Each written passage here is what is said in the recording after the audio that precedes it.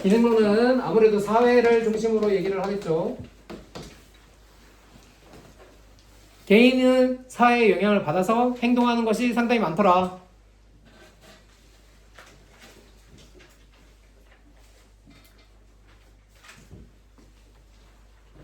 그럼 사회는 어떻게 구성되어 있는가? 상호작용에 연속되는 과정으로 생기는 게 아니라 사회는 생명체처럼, 유기체처럼 이미 존재하고 있어요. 우리 보이는 것만 존재하는 거야? 아니요. 사랑 이런 거 사랑 존재해요 안 해요? 해요. 사랑이 존재하면 사회가 왜 존재하지 못할 이유가 뭐야? 그러니까 이게 진짜 사랑이 세상에 존재하듯 사회도 생명을 가지고 존재하고 있는 거야. 우리를 압박하고 보이진 않지만 우리를 이렇게 잠 못 자고 교육을 듣도록 압박을 하고 있잖아. 생명체처럼. 그래서 그 생명체의 각 부분들은 상호 의존적인 관계를 이루며 하나의 체계를 형성하고 있다. 여기에서 상호 의존이라는 단어가 나타나죠. 뭐냐면 여러분들 오늘 등교할 때 버스 타고 온 학생들 있어요? 버스 타고 아무도 안 왔어요? 그러면 아버지 어머니의 뭐 차를 타고 왔다. 그럼 자 아버지 어머니가 차를 몰고 오시다가 오늘 기분이 별로 안 좋아. 학교를 째자. 이러면서 부항 하고 이제 학교에 안 내려줬어. 그럼 여러분들 학교 올 수 있어요, 없어요? 없어요. 그러니까 내가 학교 오는데 누구한테 의존하고 있는 거야? 부모님한테 의존하고 있는 거지. 버스 만약에 버스 기사 여러분들 버스 기사가 오늘 하루 급동이 마려워 이러면서 버스 운행을 안 해버렸으면 여러분들이 지각할 수도 있잖아. 네. 그러면 어떻게 돼? 택시 타야죠. 그래 우리는 택시를 탈 수 있는 그런 선택권이 있지만 그렇다고 한들 택시 기사도 자신의 역할을 제대로 수행하지 않으면 우리가 학교에 어떻게 오냐 이거지. 뛰어와야 되는데 제 시간에 못 올 수도 있겠지. 우리가 우리의 역할을 수행하는 것에 다른 사람들의 도움을 받으면서 의존하면서 살고 있다고. 여러분들 화장실 청소 직접 했어요? 화장실 청소 왜 안 해요? 아니 그러니까 학교 말고 집안의 화장실 청소 누가 해요? 그러니까 거기 부모님이 해주는 것에 우리가 의존하면서 살아가고 있지. 왜? 가정 내 역할에서 부모님이 그 역할을 대신 수행해주고 있잖아 지금. 그리고 옷 선생님이 이 옷을 직접 지어서 만들 수 있어요? 아니요. 어떻게 해야 돼? 사야죠. 그러니까 선생님은 선생님 일만 열심히 하고 그 돈 번 걸로 살 수밖에 없잖아. 그 사람은 이거 열심히 해서 선생님 같은 사람한테 팔 수밖에 없고 만약에 안 만들어주면 어떡해? 만들어야죠. 그럼 만들어봐야 되는데 나 못 만들잖아. 그러니까 춥게 살지 않을까? 옷 입게 되면 아무래도 이 정도로 따뜻하게 만들지 못하지 않을까? 그러니까 우리는 우리의 역할들 만약에 사회에 뭐 하수 처리장이 망가졌어. 그럼 어떻게 되겠어? 물을 내렸는데 화장실에서 물을 내렸는데 물이 안 내려가. 그럼 어떻게 되겠어? 엄청나게 상상하기도 싫은 그런 상황이 발생하겠죠. 그러니까 그 모든 것들이 제대로 잘 돌아가게끔 의존하면서 살아가고 있다고. 우리가 다양한 부분, 뇌인지, 손인지, 발인지 그런 건 모르겠지만 뇌는 뇌 역할을 잘 수행해야 되고 손은 손 역할을 잘 수행해야 되고 하수 처리장 기능을 잘 수행해야 되는 것에 우리는 의존하면서 살아가고 있다. 그래서 만약에 제대로 이 교사가 이 수업을 제대로 하지 못하면 어떻게 하면 돼요?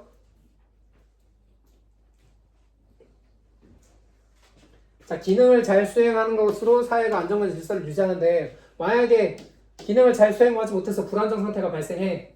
그러면은 이 교사가 기능을 잘 수행하지 못해서 불안정 상태가 발생하면 이 교사 대신에 다른 사람이 오면 되잖아. 네. 바꿔 끼워 넣으면 되잖아. 그래서 이렇게 바꿔 끼워 넣는 식으로 조화와 균형을 회복할 수 있다. 학생들이 말을 안 들어. 학생들한테 벌점을 줘. 벌점을 줘도 말을 안 들어. 벌점 주고 안 다면 어떻게 해? 내보내면 되잖아. 다른 사람 막 들어오게 하면 돼. 그렇게 해서 말 잘 듣는 학생들만 여기 들어오게끔 하면 된다. 이런 식으로 불안정을 해결한다고.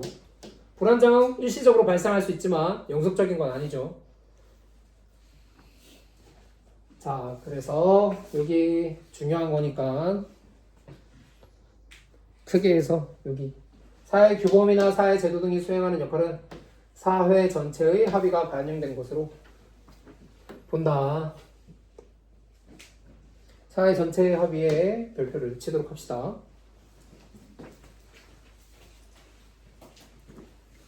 여러분들은 지금 학생 역할을 잘 수행하고 선생님은 교사 역할을 잘 수행하고 이런 것들이 사회 전체의 합의가 반영된 것으로 본다고 하는 거라고. 합의했어요? 네. 뭘로?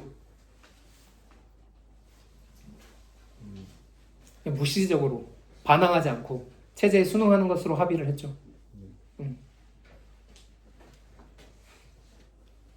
암묵적인 합의도 합의다 이런 식으로 생각을 하는 거라고. 우리가 명시적으로 여기에 합의를 했어? 내가 학생 역할을 이렇게 할 것이라는 것에? 왜 우리가 그럼에도 이렇게 합의를 했냐면 우리는 질서 있는 사회에서 사는 걸 좋아하기 때문에 사회의 안정이 유지되고 통합이 이루어지고 이러한 사회 속에서 사는 것을 좋아하기 때문에 그렇죠. 갈등, 전쟁 중인 상황에서 사는 걸 좋아하는 사람들이 있나요? 아니요. 그러니까 우리는 여기 막 맨날 막 피켓 시위하고 막 이러면 어떻게 해야 되겠어요? 앞에서 막 학교 바뀌어라 막 이러면서 수업은 여기서 막 하고 있고 그러면 제대로 수업도 안 되고 여러분들 굉장히 좀 학교 등교하기가 힘들지 않을까요? 우리는 안정되고 평화로운 상태에서 살고 싶은데 기능론이 그래서 그런 얘기를 해주는 거라고. 사회 안정 유지, 통합 이런 현상을 이해하는데 우리가 왜 이렇게 평화롭게 살아가는지를 설명하는데 유용한 장점이 있다. 단점은 안정과 합의를 지나치게 강조해. 그래서 사회에 갈등이 있어. 이건 일시적 갈등이 아니야. 영속적인 갈등인데 그것을 막 간과하고 무시하는 경향이 발생한다. 사회 전체의 합의. 현저한 사회를 이상적으로 보기 때문에 기존의 질서나 권력관계 유지하는 보수적인 관점이다. 여기에 기득권, 지배계급 이런 표현을 적어줘야 되겠죠. 기존의 질서나 권력관계 유지에 기여한다. 얘네들이 좋아한다. 기능론을.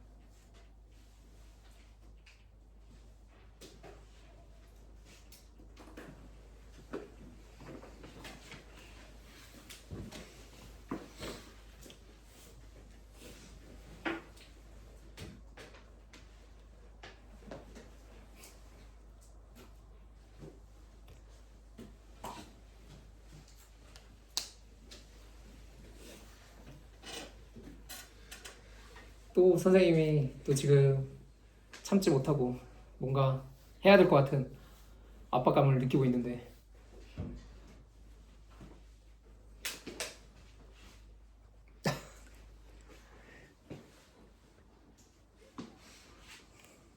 정연아 네, 선생님. 정연아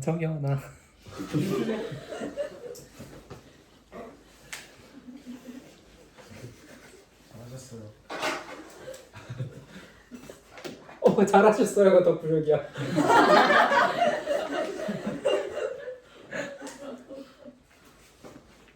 자, 기득권을 유지하는데 기능론이 되게 기여하고 있다. 현 상황을 그다지 바꾸려고 하지 않다 보니까 이 유지, 기여, 보수관점 이렇게 하면서 기득권 옹호한다고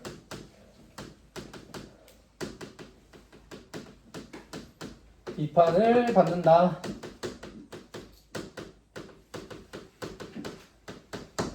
이렇게 정리를 할 수가 있겠죠. 자, 그리고 여기 마지막에 비판을 그러면 하는 쪽은 어디야? 비판을 받는다. 비판을 한다. 비판을 받는 건 기능론이 받고 있어. 비판을 하는 건 갈등론에서 하고 있어요. 그래서 갈등론을 왜 기능론을 비판하면서 나타나는지 보면은